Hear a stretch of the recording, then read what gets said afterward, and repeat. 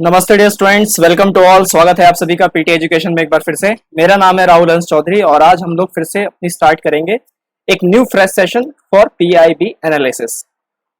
नए हफ्ते की शुरुआत हो चुकी है, सोमवार का दिन है और ये 6 कहानियां आपकी स्क्रीन पे जो है एक एक करके हम इन 6 स्टोरीज को लेंगे, इनके एनालिसिस को लेंगे। तो बने रहिए हमारे साथ सेशन में, आपको बहुत मजा आएगा, डेफिनेटली बहुत मजा आएगा, बहुत कुछ सीखने को मिलेगा इसमें। पूरा कनेक्टिंग द डॉट्स और पूरे एनालिसिस मैं आपको इसमें दे दूंगा। एग्जाम के हिसाब से बिल्कुल रेलिवेंट है, 100% रेलिवेंट है, राइट। यूपीएससी के हिसाब से तो बहुत ही ज्यादा रेलिवेंट है। तो चलिए शुरू करते हैं अपना सेशन। टुडे स्टोरी, सबसे पहली स्टोरी है international day against drugs abuse and illicit trafficking, right. 26 जून को ये जो दिन है वो ऑब्जर्व किया जाता है। क्या दिन है? दिन है international day against drug abuse and illicit trafficking. प्रधानमंत्री जी ने खुद इस पर एक मैसेज दिया है, पूरे देश को उन्होंने संबोधित किया। मन की बात में भी बात की थी इसके बारे में। हर साल 26 जून को ऑब्जर्व किया जाता है, ध्यान रखिएगा। पीएम ने उन वर्करों की तारीफ की है, उन लोगों की तारीफ की है जो जो ड्रग्स हैं, जैसे चरस, गांजा, अफीम, ये सारी जो चीजें हैं, इसको हटाने के लिए, समाज से इस बुराई को हटाने के लिए काम कर रहे हैं। तो ऑब्वियस सी बात है, उनकी तारीफ होनी चाहिए क्योंकि इसमें बहुत सारा खतरा भी है, उनकी जान पे भी बना जाती है। He says drugs means, तो उन्होंने ड्रग्स को बहुत अच्छे वे में परिभाषित किया, डार्कनेस, डिस्ट्रक्शन एंड डिवास्टेशन। तो ट्रिपल डी की बात हुई है, तो drugs equals to darkness plus destruction plus devastation. तो आपको ये ऐसे वगैरह इसलिए लिखने में बहुत काम आएगा अगर आप इस तरीके की चीजें लिखते हैं तो। He talks about the vision of drug free India, drugs free India के बारे में उन्होंने बातचीत की है। हाल फिलहाल वर्ल्ड ड्रग रिपोर्ट 2021 आई थी, जिसे लॉन्च किसने किया था? जिसे लॉन्च किया है UN office on drugs and crime, right. UN office on drugs and crime. तो इसका हेडक्वार्टर कहाँ है, आप जरा ये बता दीजिए, यूएनओडीसी का। ये जो रिपोर्ट है, इन्होंने कहा है कि लॉकडाउन के कारण काफी सारे पूरे विश्व भर में लॉकडाउन पॉलिसी लाई गई। तो लॉकडाउन के कारण इंटरनेट का यूज काफी हुआ, डिजिटलाइजेशन जो हुआ, डिजिटल इंफ्रास्ट्रक्चर पे जो काफी प्रभाव पड़ा, काफी असर पड़ा, काफी प्रेशर पड़ा, उसमें उसके कारण ड्रग ट्रैफिकिंग में भी बहुत बड़ा इजाफा देखने को मिला। मतलब जो ड्रग पेडलर्स थे, जो ड्रग के कार्टेल्स थे, वो फिजिकली ना मिलकर अब वो इंटरनेट के जरिए बातचीत कर रहे थे। तो इसमें भी मतलब उन्होंने भी डिजिटल ड्रग सिस्टम जो है अडॉप्ट कर लिया। अब इसकी जो ऑनलाइन सेल्स है वो बहुत ज्यादा सिंपल है, राइट। मिलना पड़ता ही नहीं है किसी को किसी से। And major drug markets on dark web, तो ये बड़ा खतरनाक चीज है भैया। डार्क वेब पे जो है सारे ड्रग मार्केट्स जो है वहां पे बसे पड़े हैं। और कितने करोड़ों की आसामी है ये? 315 मिलियन डॉलर हर साल यहाँ पे इसकी मार्केटिंग क्रिएट की जा रही है। कहाँ पर? डार्क वेब में। तो डार्क वेब से मैं आपसे एक सिंपल सा सवाल पूछ लेता हूँ कि एक होता है क्लियर वेब, एक होता है डार्क वेब और एक होता है डीप वेब। इनमें क्या फर्क है जरा बता दीजिए कमेंट थ्रेड में। What is the difference between clear web, dark web and deep web, right. तो कोविड 19 में रिस्ट्रिक्शंस पॉलिसीज के कारण, लॉकडाउन के कारण, ये इसमें ऑनलाइन सेल्स में काफी ज्यादा इजाफा देखने को मिला। China and India are the two major countries for the shipment of drugs on darknet markets for this decade. 2011 से लेकर 2020 तक एशिया रीजन में, ऑब्वियस सी बात है, दो बिगेस्ट पॉपुलेशन है, सबसे बड़ी मतलब जनसंख्या वाइज सबसे बड़ी कंट्रीज हैं। तो इस पे जो है काफी नजर रहती है, बहुत बड़ा मार्केट है चाइना एंड इंडिया बोथ। अब कोविड 19 के कुछ और भी इम्पैक्ट इसमें देखने को मिले। देखिए कोविड 19 ने क्या किया? कोविड 19 ने गरीबी को बढ़ा दिया, काफी लोग गरीबी में चले गए और अनएम्प्लॉयमेंट, काफी लोग बेरोजगार हो गए। तकरीबन वर्ल्ड में 200 मिलियन जॉब्स 2020 में जा चुकी हैं। तो हमने एक साइड इमोजी भी लगा दिया है उन लोगों के लिए, क्योंकि जिनकी नौकरियां चली जाती है उनके घर की स्थिति तो बस वही समझ सकता है और कोई नहीं समझ सकता। There is also a rise in deterioration of mental health of people, जिसके कारण मानसिक तनाव आना बिल्कुल लाजमी है। और मानसिक तनाव में इस तरीके के जो ड्रग्स हैं, चरस, गांजा, अफीम, इवन शराब, अल्कोहल को भी आप ले लीजिए, तो ये एक स्ट्रेस बस्टर्स के तौर पे काम करते हैं उनके लिए। तो वो इसके आदी हो गए, आदी हो गया तो राइज देखने को मिला। राइज देखने को मिला तो कैसे करेंगे? तो ऑनलाइन सेलिंग से के थ्रू कर रहे हैं। समझ रहे हैं आप? इस तरीके से पूरा कनेक्ट किया गया है। तो कोविड का जो इम्पैक्ट है बहुत खतरनाक पड़ा। साथ ही साथ इसमें पॉजिटिव भी है। नेगेटिव तो मैंने आपको बता ही दिया कि नेगेटिव कोविड 19 का क्या पड़ा। एक पॉजिटिव इम्पैक्ट ये पड़ा कि जो आपकी जो प्योर एथिकल जो मेडिकल प्रैक्टिसेस है उसमें इजाफा देखने को मिला। टेलीमेडिसिन जैसी चीजें आ गई, बहुत अलग अलग लेवल की चीज़ें, दवाइयाँ अब आपके घर पे ही आ जाती हैं। मैं एक डॉक्टर साहब से बात कर रहा था, वो जहाँ मैं वर्कआउट करता हूँ वहाँ पे वो आए थे, तो वो एक हॉस्पिटल में मेरे आसपास ही, मतलब मेरे लोकेलिटी में एक हॉस्पिटल है, तो उसमें वो डॉक्टर है। तो उनसे मैंने पूछा कैसा चल रहा है हॉस्पिटल वगैरह, तो उन्होंने कहा कोई आता ही नहीं है हॉस्पिटल में, बहुत कम हो गए हैं पेशेंट्स। जितने पढ़े लिखे लोग हैं, क्योंकि प्राइवेट हॉस्पिटल है तो गरीब लोग ज़्यादा भागते नहीं है उधर, तो जितने भी पढ़े लिखे लोग हैं सबके सब ऑनलाइन कंसल्टेशन ले रहे हैं। तो हम भी प्रैक्टो और लाइब्रेट जैसी पोर्टल पे जाके हमने भी अपना पूरा डिस्क्रिप्शन बना लिया और हम वहाँ से ऑनलाइन काउंसलिंग कर रहे हैं। तो हॉस्पिटल्स में जो फुटफॉल्स है वो बहुत ही ज़्यादा, फिजिकल फुटफॉल्स बहुत ज़्यादा कम हो गई, राइट। और मेरे यहाँ मेरे एरिया में तो जो टॉप 5 to 6 डॉक्टर्स थे उनकी तो डेथ ही हो गई। उसके कारण जो दूसरे डॉक्टर्स थे वो घबरा गए, तो उन्होंने मतलब हॉस्पिटल जाना ही बंद कर दिया। उन्होंने कहा कि हम प्रैक्टो वैक्टो पे ही ले लेंगे आराम से सारा कुछ काउंसलिंग। इस तरीके की चीजें कोविड-19 इम्पैक्ट करके गया है, राइट। साथ ही साथ कॉन्टैक्ट लेस ड्रग ट्रांजैक्शन हो गया, ऑनलाइन सेलिंग में तो कॉन्टैक्ट लेस ही होता है ना। और क्रिप्टो करेंसीज के जो मार्केट ने इसको इवॉल्व किया है तो उसने बहुत तेजी पकड़ी है, such as through the mail and also on the rise a trend possibly accelerated by the pandemic. Vendors play a cat and mouse game with law enforcement by marketing their product as the research chemicals. तो जो इसको बेचते हैं वो क्या नाम दे रहे हैं भैया इसको, वो नाम दे रहे हैं कि ये रिसर्च केमिकल है, इसको खाओ तुम्हें स्वर्ग की प्राप्ति होगी, तुम्हें सब मिलेंगे, भगवान मिलेंगे तुम्हें। And advertising custom synthesis.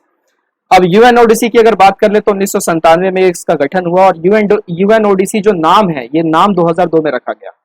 Act as an office for drug control and crime prevention by combining UN international drug control programme at Vienna. तो हेडक्वार्टर आप समझ ही गए होंगे कि कहाँ पे होगा। भारत कुछ कन्वेंशन है इसके जिसका वो सिग्नेटरी है। कौन कौन से हैं, जैसे कि नारकोटिक ड्रग्स 1961, याद रखना है आपको ये एग्जाम के हिसाब से। Convention on psychotropic substances 1971 and United nation convention against illicit traffic in narcotic drugs and psychotropic substances 1988। तो ये जो 3 कन्वेंशन है भारत इस पे सिग्नेटरी है, रेटिफाई किया हुआ है। India also has also enacted narcotic drugs and psychotropic substances act 1985। तो भारत में ये कानून भी है, narcotics drugs and psychotropic substances act, right. तो ये कुछ जो सारी बातें थी किससे रिलेटेड थी, international day against drug abuse and illicit trafficking. मजा आया कि नहीं आया, जल्दी जल्दी बताओ कमेंट थ्रेड में। और कुछ और बातें आपको बता देते हैं, जैसे कि गोल्डन क्रेसेंट से भारत को खतरा है और गोल्डन ट्रायंगल से भारत को खतरा है। ऐसा एक्सपर्ट्स का कहना है कि जो ड्रग ट्रैफिकिंग का जो मामला है उसमें भारत को इन 2 जगहों से खतरा है। गोल्डन क्रेसेंट में कौन आता है, ईरान आता है, अफगानिस्तान आता है, पाकिस्तान आता है, राइट।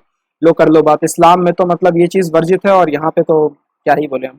गोल्डन ट्रायंगल में आपका म्यांमार आता है, लाओस आता है, वियतनाम आता है और थाईलैंड आता है। तो ये आप याद रखिएगा, golden crescent and golden triangle.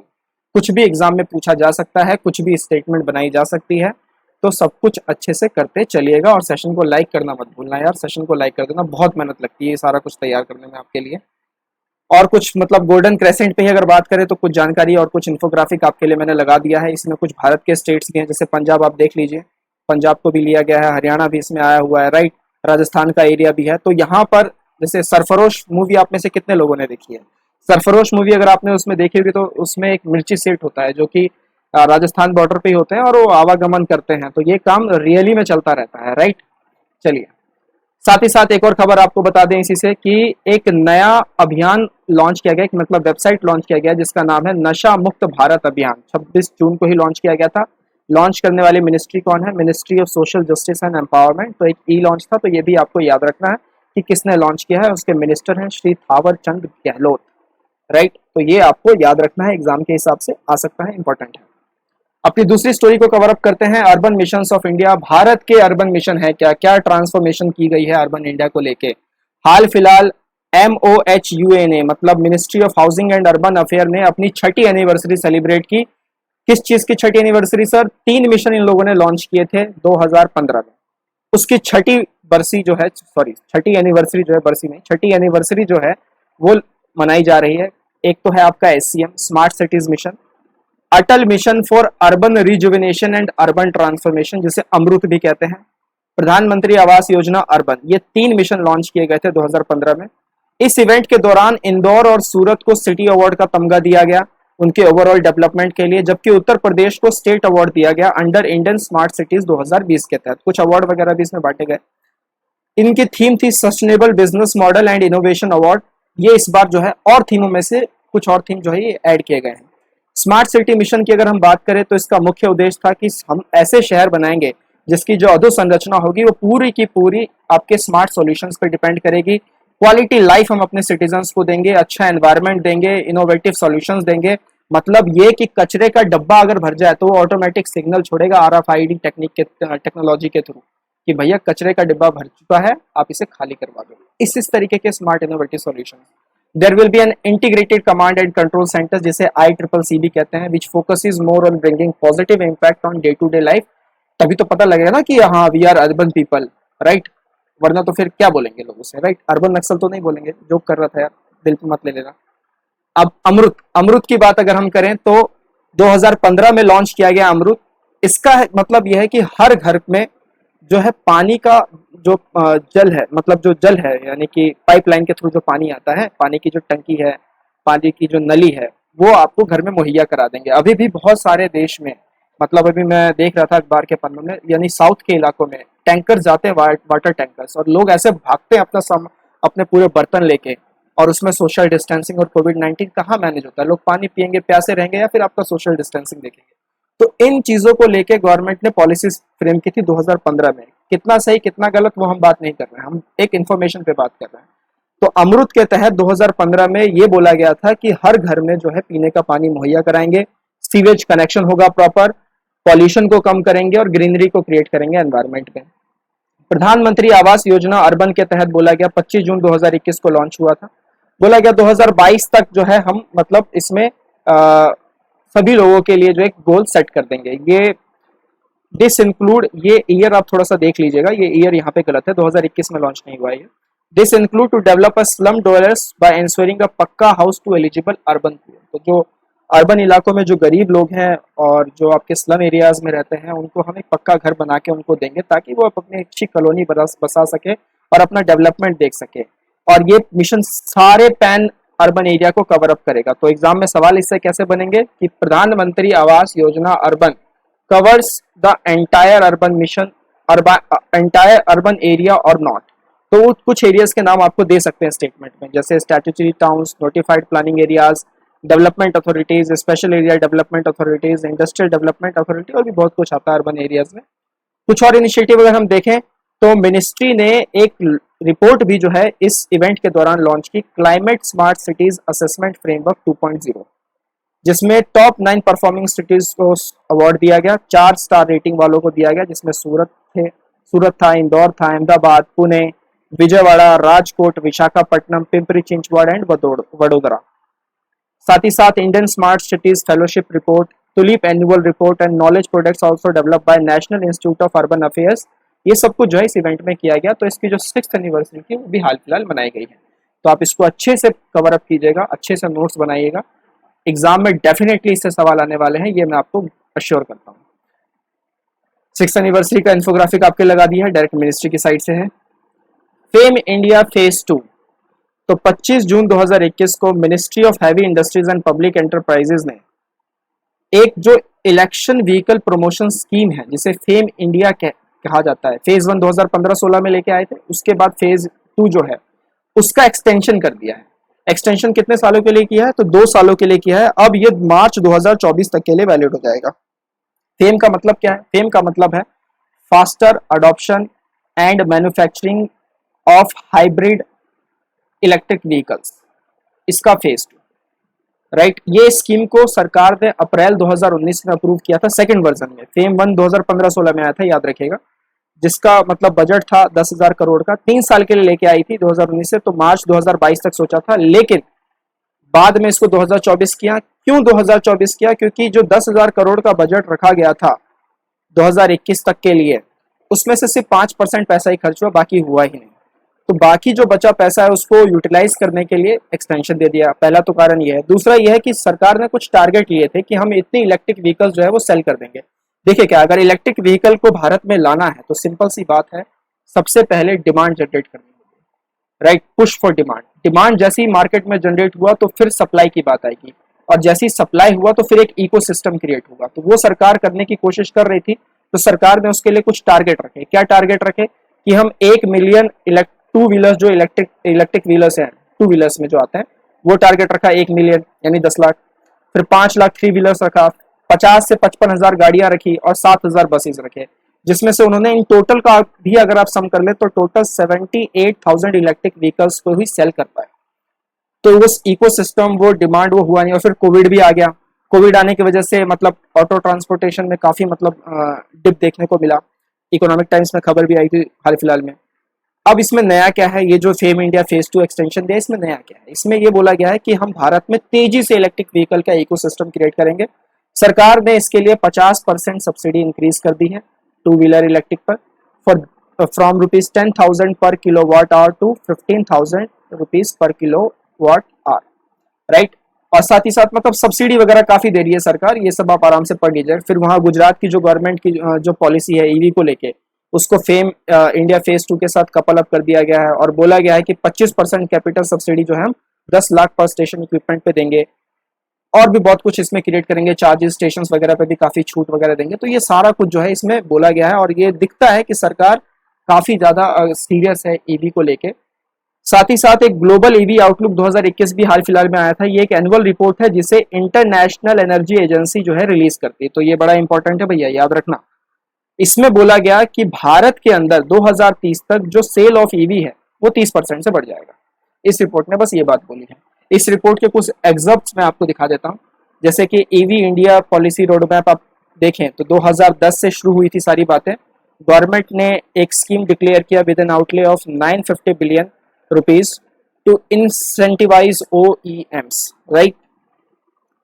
2012 में फिर एक स्कीम को विड्रॉ किया गया, 70% ड्रॉप जब दिखा कि भाई ईवी गाड़ियां बिकी थी रही। फिर 2013 में लोग लेके आए national electric mobility mission plan 2020 launch by government of India. फिर 2015 में फेम 1 स्कीम आ गई और 2019 में फेम 2 स्कीम आ गई, जिसको 3 साल के लिए लाया गया था लेकिन 2 साल का एक्सटेंशन और मिल गया, तो 5 साल इसके भी हो गए, राइट। और ये इंटरनेशनल एनर्जी एजेंसी की रिपोर्ट से मैं आपके लिए निकाल के लेके आया हूँ कि annual electric car sales by region 2015 से 20 में देखिए कितना ज्यादा इजाफा किसने किया है। एक तो चीन ने किया है और एक यूरोप में। तो चाइना और यूरोप पूरी तरीके से इसमें भिड़ गए हैं और ये देखते हुए भारत ने भी इसमें तेजी करनी शुरू कर दी है कि अगर ये लोग बढ़ रहे हैं तो हम क्यों नहीं। हम कब तक अपना क्रूड ऑयल पे इतना पैसा और पेट्रोल पे इतना पैसा खर्च करते रहेंगे। तो उसको देखते हुए अच्छा कदम, अच्छी सोच है, राइट। अगली कहानी पे चले तो first indigenous aircraft career, Bharat ने अपना पहला इंडिजिनस स्वदेशी एयरक्राफ्ट कैरियर जो है वो कमीशन करने का प्लान कर लिया। 2022 तक हम कर लेंगे। कहाँ पे करेंगे? इंडियन नेवी में ईस्टर्न नेवल कमांड में जो है हम इसे कमीशन करेंगे। ये कहाँ पे बनाया जा रहा है? कोचिन शिपयार्ड लिमिटेड पे ये बनाया जा रहा है। ये स्टेप, ये जो कदम उठाया है ये मतलब क्या एनहांस करेगा? भारत की कैपेसिटी, मतलब जो कॉम्पैक्ट कैपेसिटी है, रीच है, वर्सटाइलिटी है, इन सब चीजों को जो है वो एनहांस करेगा। इसका जो कॉस्ट है वो 24,000 करोड़ का है, इसको बनाने की जो लागत है। और ओरिजिनली इसको 2018 तक सोचा था कि हम कमीशन कर देंगे, लेकिन कुछ डिले वगैरह होता रहा तो 2022 में अब बोल दिया है। Till now India has only 1 aircraft carrier जिसका नाम है INS विक्रमादित्य, वो भी रशियन ओरिजिन है। इसके फीचर्स क्या हैं? 262 मीटर लंबा है, 62 मीटर चौड़ा है। लॉन्चिंग कैपेसिटी जो है इसमें 30 एयरक्राफ्ट की है, 20 फाइटर जेट हैं, 10 हेलीकॉप्टर्स हैं, 40,000 टन का डिस्प्लेसमेंट है। साथ ही साथ MiG-29 के इसके साथ कंपैटिबल है। लाइट कॉम्बैक्ट एयरक्राफ्ट LCA ये भी इसके साथ कंपैटिबल है। और इसमें एक मैकेनिज्म है, इसको आप याद रखिएगा, एग्जाम में आ सकता है। इस मैकेनिज्म का नाम है STOBAR, short take off but arrested delivery.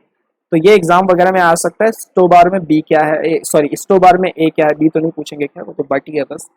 It has already completed the basin trials November 2020 में, क्योंकि कोई भी अगर आप नेवल लेके आ रहे हैं, नेवल कुछ भी अगर एयरक्राफ्ट कैरियर लेके आ रहे हैं तो उसके ट्रायल्स होते हैं बेसिकली, कितने अच्छे हैं ये।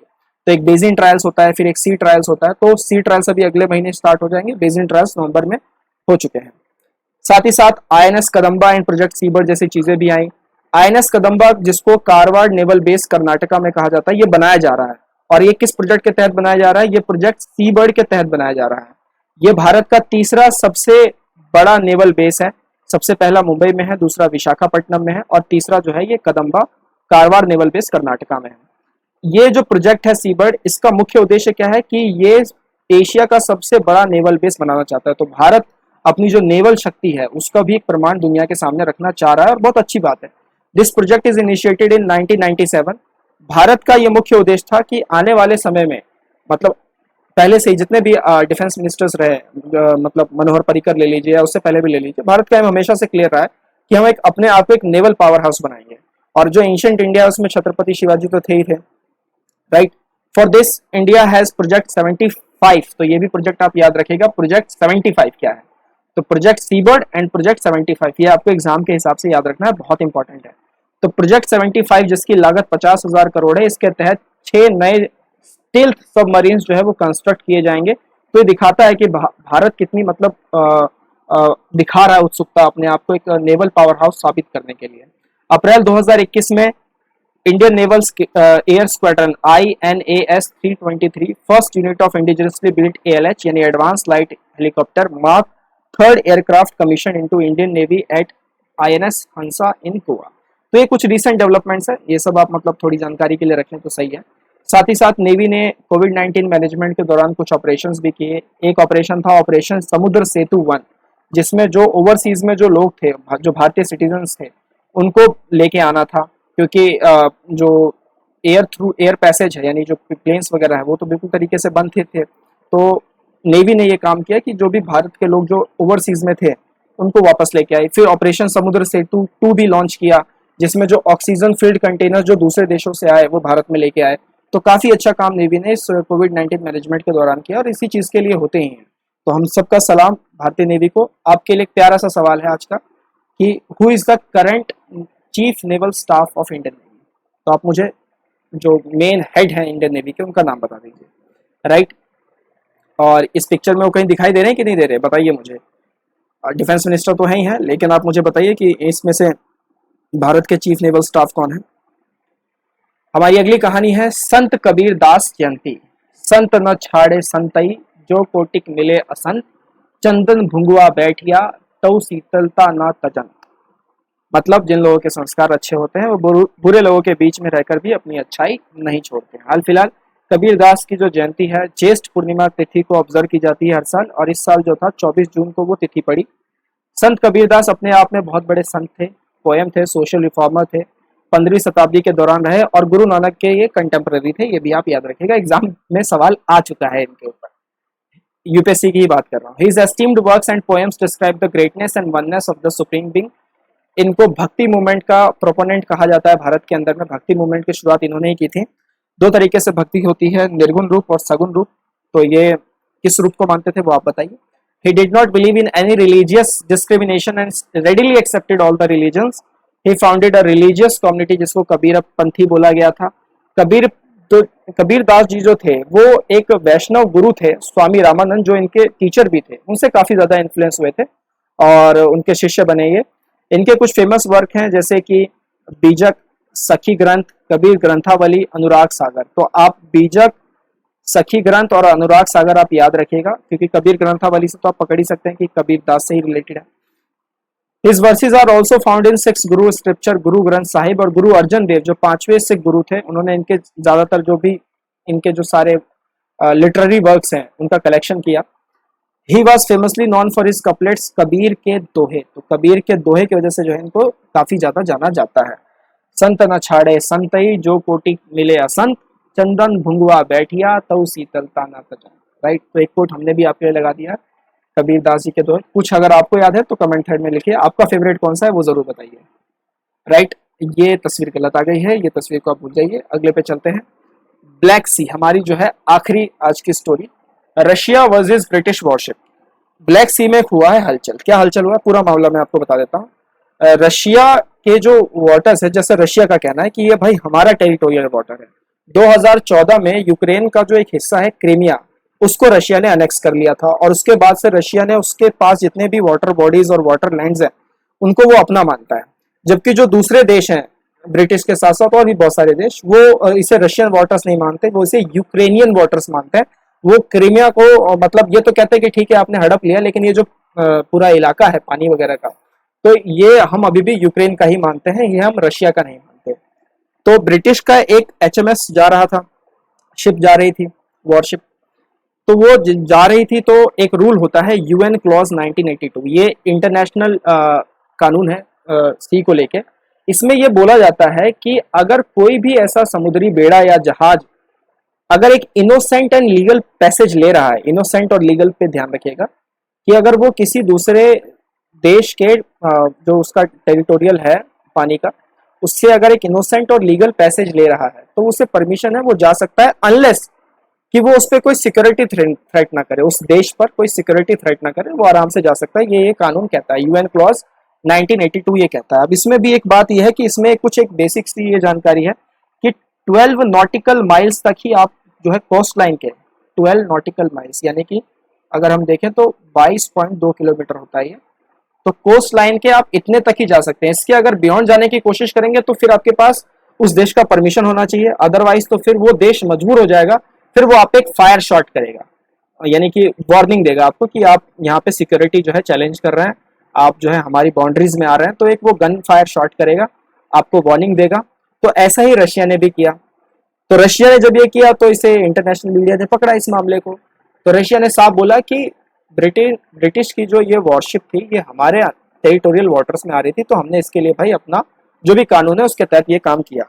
जबकि जो ब्रिटिश के लोग हैं, यानी ब्रिटिश के जो आप मिनिस्टर्स वगैरह के स्टेटमेंट सुनेंगे तो उन्होंने कहा कि नहीं ऐसा कुछ भी नहीं हुआ, रशिया झूठ बोल रहा है और हम अभी भी उसको, वो रशियन वाटर है ही नहीं, वो यूक्रेनियन वाटर है, तो ऐसा हमने कोई लॉ वो नहीं तोड़ा है और ये सब रशिया झूठ बोल रहा है, अपनी दादागिरी दिखा रहा है। तो इस तरीके की पूरी कहानी हुई है और ये पूरी कहानी ब्लैक सी में हुई है। तो ब्लैक सी जो है वो थोड़ा सा न्यूज में आ गया, तो ब्लैक सी पे ही बात कर लेते हैं, कहानी आपको समझ में आ गई होगी। ब्लैक सी को यूजियन सी भी कहते हैं। It is located between eastern Europe and western Asia. तो ईस्टर्न यूरोप और वेस्टर्न एशिया, तो आप समझ रहे हैं यूरोप और एशिया को जोड़ने वाला ब्रिज कौन है, वो इसके बीच में जरूर आएगा, क्योंकि यूरोप और एशिया की बात हो गई है तो वो ब्रिज है Turkey. Dardanelles, Bosphorus, Marmara Sea, ये सारे टर्की के आसपास के हैं। Forms a transitional zone between Mediterranean and Black Sea. It also connect a Sea of Azov by Strait of Kerch. सारी जगह दिखाऊंगा मैं, बस सारी जगह 2 मिनट में दिखाऊंगा आपको सारी जगह मैप पे। बॉर्डरिंग कंट्रीज के नाम आप याद रखिएगा, रशिया, यूक्रेन, ये दो तो याद रहेंगे ही रहेंगे, Georgia, Turkey, Bulgaria and Romania, तो ये इनके बॉर्डरिंग कंट्रीज हैं।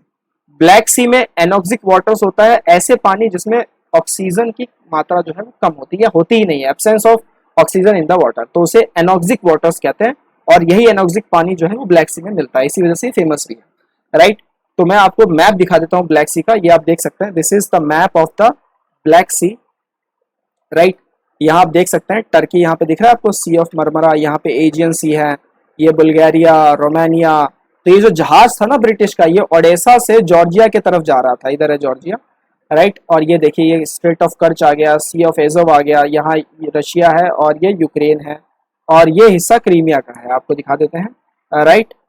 तो यहाँ पे जो इन्होंने ये हिस्सा पकड़ा, यानी यहाँ पे, ठीक है, तो रशिया ने बोला भैया हमारा हिस्सा है, तुम कैसे घुसाए, राइट। तो ये पूरी कहानी हुई है, तो इसको आप याद रखिएगा, सी ऑफ एजो याद रखिएगा, स्ट्रेट ऑफ कर्च याद रखिएगा, क्योंकि इस पर सवाल आए नहीं है और मुझे जहां तक लगता है इस पर सवाल बनेगा इस बार।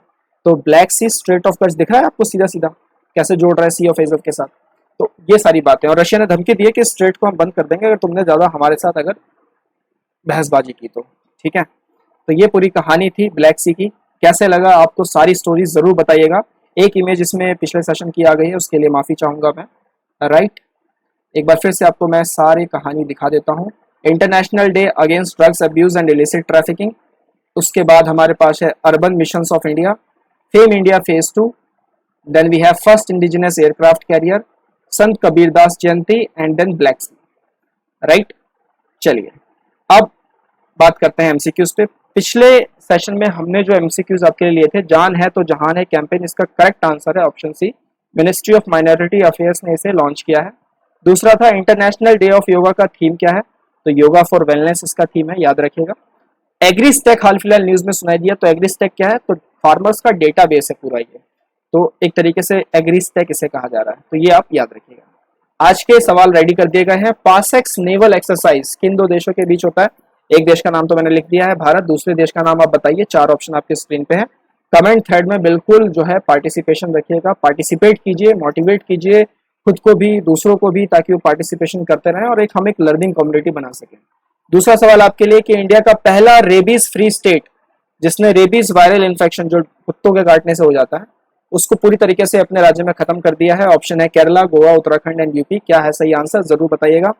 तीसरा स्टेटमेंट ब्रिक्स हाइड्रोजन समिट 2021 को लेके है, हमने इसे पीआईबी के अपनी एनालिसिस में पूरा पूरा बहुत अच्छे ढंग से कवर अप किया हुआ है। 3 स्टेटमेंट आपके लिए मैंने लगा दिए हैं। पहला स्टेटमेंट कहता है कि जो ब्रिक्स कंट्री ने ये समिट होस्ट किया वो ज्वाइंटली होस्ट किया और एक international standard for safe transportation and storage और ग्रीन हाइड्रोजन पे बात की।